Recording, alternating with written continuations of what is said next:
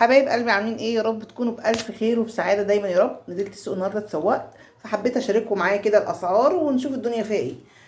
جبت باميه النهارده اهو، هنعمل باميه.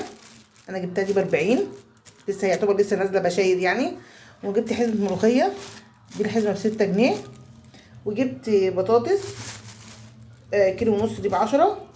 وجبت خيار، الكيلو ب10 خيار. وجبت طماطم او قوطه، جبتها دي كيلو ونص برضو ب10. في ناس بتبيعها ب8 وناس بتبيعها كيلو ونص ب10. فانا شايفه والله ام كيلو ونص مش وحشه، حلوه جميله اهي، جميله برضو. وجبت البصل ده ب12. تمام. نحاول بقى كل ما ننزل كده السوق نتسوق ان شاء الله، نجيب كده الاسعار ونشوف الاسعار متقاربه بيننا وبين بعضنا ولا لا. وربنا يهون كل واحد على حاله ان شاء الله كده يا رب.